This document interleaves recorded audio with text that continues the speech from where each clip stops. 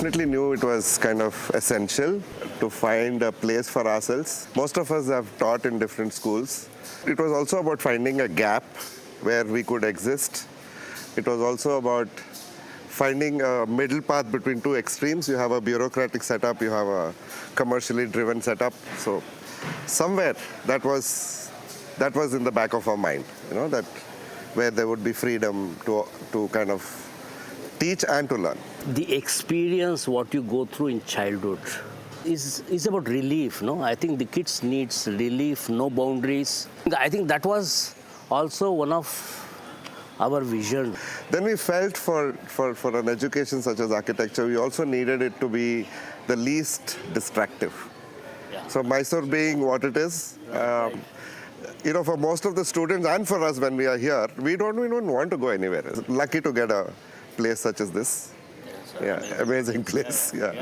I think the great part, even though I was part of growing this school, it's not making this school, Every time I come here, it's a surprise to me. Every element has a conversation with me about the past, about the way we started. The aims were not very lofty. We just wanted a simple place where we could just engage with students and share whatever we knew. When you look at nature, I think it is made not to resist any force. Romancing in fragility is the principle of making this structure through craft rather than through engineering. What I looked at is probably the principle of weaving. Weaving is working with elements which are so invisible, are so basically unstable, and then combining them to a stable form. However much we undermine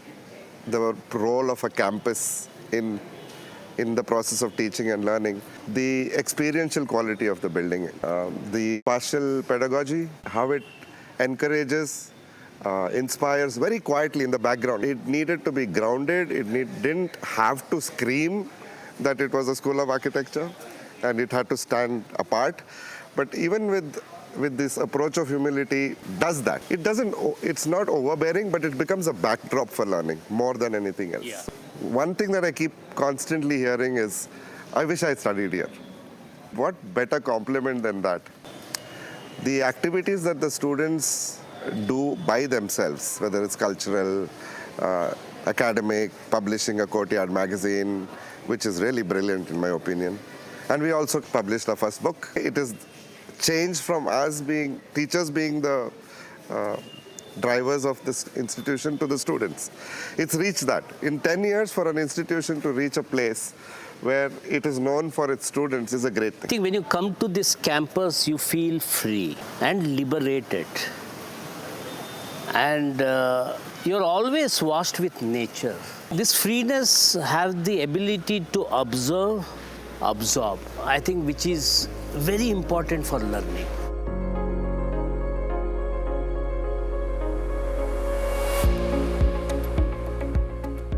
An RSP or a related study program, it's actually a borrowed term as far as I understand from humanities research, and we've sort of borrowed it into architecture curriculum. What we intend to do here with that is to go to a village, usually for a year 2 student, and we travel along with them. We stay 7 days, we eat the local food, draw a few things in the village, maybe a few houses, a few streets, if there are some interesting node points, characteristic feature of the village, and try to sort of bring it into a document format through drawings. But I think it's a lot more than just measuring and drawing and creating a document. It's more to do with when you go to a particular region, you try to dwell into that region. I think a related study program is more like a outcome of learning from the sources, learning from as an outdoor environment, and that teaches empathy. But what makes a person more humble in the idea of learning architecture is through rootedness. You're also looking at materiality, you're also looking at the localness of the materiality, you're also looking at the same material, how it is built differently. So you're learning a lot of subjects which are parallel to the learning of architecture. I feel that's very interesting. The first few days goes in adapting with the culture, with the folklore. You get to know a lot of stories. The whole lifestyle is revolved around the climate and the resources available. And I think it's a humbling experience, but it also makes you aware of the potential of what we have as natural resources. I would start from a place which is in Himachal called Kalpa and Rangori. Both these settlements were so in their extreme climatic context. For me, I guess it'll have to be the first one, which is Hariharapura. It's a small village close to Sringeri in central Karnataka. I think the most interesting experience is we were walking on the road, and on either side, one side the houses were stepping down, so there's a living room, and then you go down because they're responding to the terrain, right? And on the other side, you have another interesting thing that even the students were very surprised was that there were 4 buildings. One of it was the mosque, there were 2 residences, and the 4th building was a temple, and they all looked alike. And I think this was a very interesting conversation to have with students, that is about, even larger aspects of politics and history and things like that, that, when did this iconography come in. It's also a knowledge bank, right? And it's a good way to connect with other institutions. So as an institution that established in this region, I think we become the resource for anybody else who's doing any work in this region at large.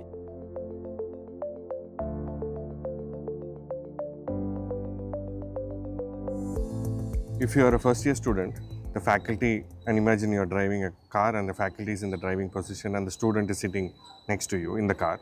If you are a third year student, the student is driving the car and the faculty is with the controls sitting next to you.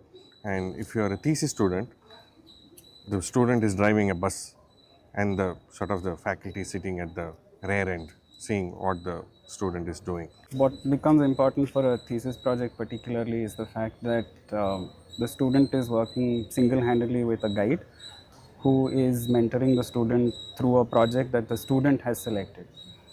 So the student is completely in the ownership position when it comes to a thesis project, and the guide is just giving certain degrees of support to drive them in a certain direction. As a guide, last 2-3 years, I've been very conscious to ask the student that if you can use it as a point of threshold for you to consolidate what your search has been in the 4 years, and use the thesis as a point to depart, to say that which type of office you want to join or you want to do masters. It can be a personal journey also to a student as much as it is a document which represents their skill set. I think one of the things which is working is that we have said there are different points of entry that you can enter through program, which is most of the time we do it, or you can enter through a theoretical argument, you can enter through a tectonic argument. So there are multiple channels. So when you're at the beginning of the thesis, you're handling one point, one lens, and hopefully you're weaving the other qualities into the project. There has been some anxiety about future-oriented architecture in college. A few students who are interested in that kind of a situation where they're genuinely questioning what is architecture going to look like 50 years, 100 years down the line, and should we even engage with architecture at some point of time till then, because now AI is coming up. Come across a few thesis topics which don't start from architecture, like Nitya, one of our students, started with food and slowness, and we spent a lot of time thinking about that before coming to architecture. I think one of the major themes that we as an institution face is the social concern the student comes up with. But what we notice is that even if the concern is largely social in nature, and you start assuming the fact that it doesn't belong in the realm of architecture, but then somehow the inquiry leads the student to generate a project out of it, which then fills in a gap that we might not have seen if we had just superficially looked at a social concern.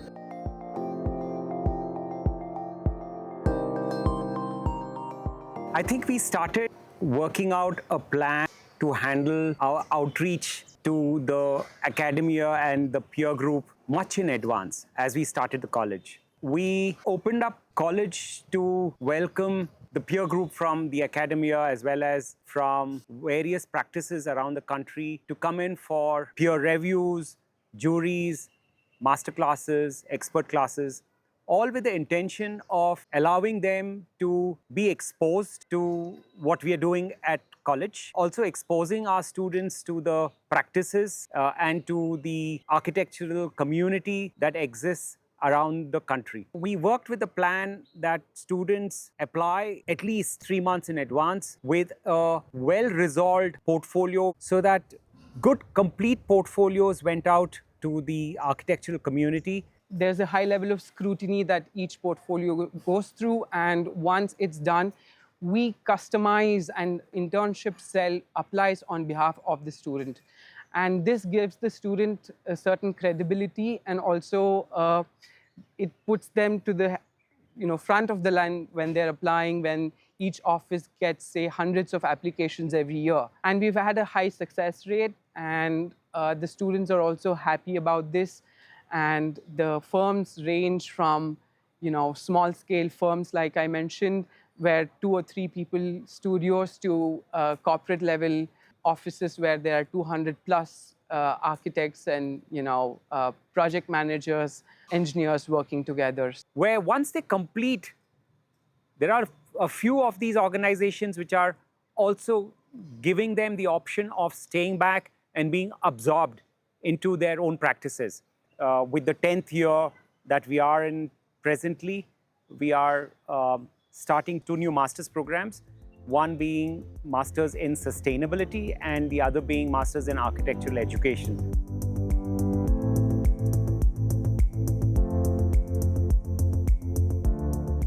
At WCFA, besides the regular architecture curriculum, we are very intent on organizing avenues for students where they gain exposure to multiple fields that are allied to architecture or design or arts and culture, humanities, etc. One of the ways in which we do this is by organizing yearly workshops. We have at a time 13 to 14 workshops that are being offered, where we bring in extremely versatile people from the fields of, say, dance, theater, music, sound engineering, artists who work in different disciplines of the visual arts. It supplements how a student also approaches the act of thinking about architecture or representing their own thoughts. It really helps to gain exposure to how other disciplines also view space or cities or the places where we spend our time, public spaces, or even the design of buildings.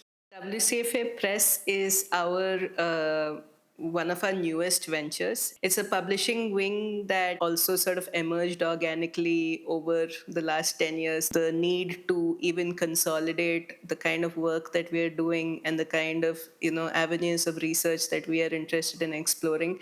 So as a natural outcome, the press was born. So the press in that sense would probably be looking at publications that of course have to do with architecture and architectural education, but also maybe leaning towards the arts and culture, again, the humanities, and more importantly, the overlaps between all of these disciplines and the mediums of exploration that those overlaps can lead to.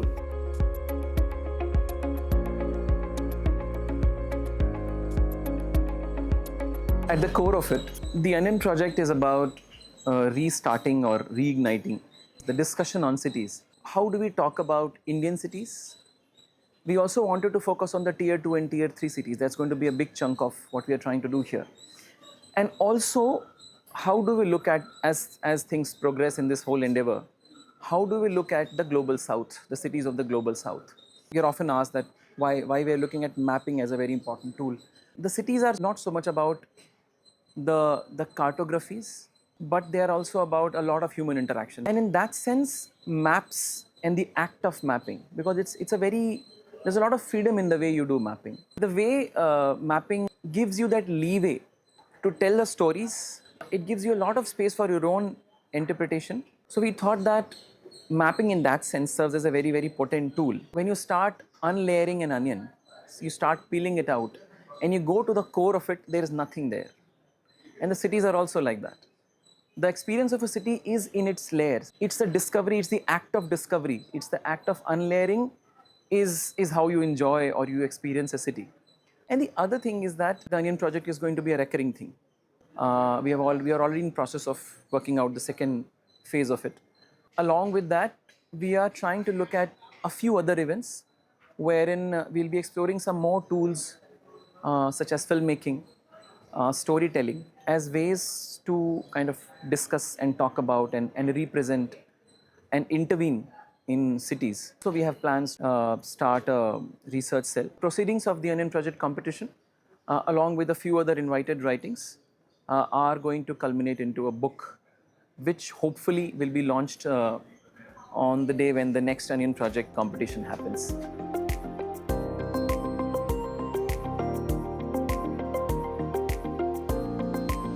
Katte in Kannada means a raised plinth or platform. And we thought that it's very apt that WCFA being in Karnataka, it made a lot of sense to name the journal after a space which kind of symbolizes or represents a space of convergence of various ideas and ideologies and between different people. We thought we could even explore the idea of knowledge production and sharing through other formats, which is why we have full-length articles and we have photo essays and we have illustrated essays and illustrations. For this edition, we have an overarching theme. It's making place is what we are calling it. And it's basically a play on the idea of place making. The idea of making place is, again, the idea of making place for multiple discourses, multiple disciplines to come together. So under this idea of making place, we wanted to look at the idea of Mysore city itself, because again, that's where WCFA is, and the idea of Mysore as a, an urban space and the opportunities it provides for convergence of different kinds of people. It's an annual publication, and the hope is that it takes us out into the world, our outreach, and we bring in a lot more people to our college in the process.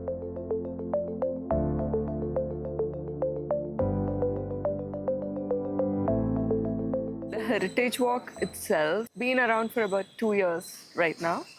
And when we look at the syllabus, we are trying to teach it mostly in terms of silos. We're talking about so many movements that's happened across the globe. Also look at the context that we are in. It's Mysore city, right? The educational institution, I believe when they are in a context, there's something like giving back to the context. You don't exist as an individual. It's a recollection of memories and putting it together in one place, and it's going to be a growing repository of not just buildings and stories, but of memories as well. That eventually should help in developing a larger base for research within the city. The most unique point is that it is the students of this college who engages with the walk. They always get this opportunity to just apply with us, and they do some work within the cell. I mean, it could be ranging from being a host to being in the research team to be developing the digital media content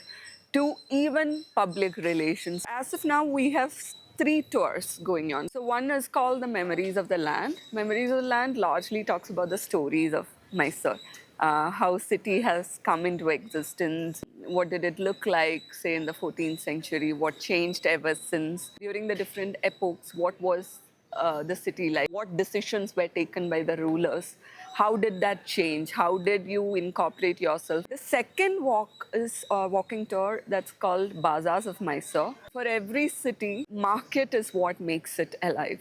It's not just one big market, or it could be from a neighborhood market to a night market, to a weekly market, to an institutionalized market for the city. And the last one is a cycle tour that's called Pedal and Prestige, and that's largely an architectural tour. Mysore is the perfect field for experiencing the styles and different buildings that's come up.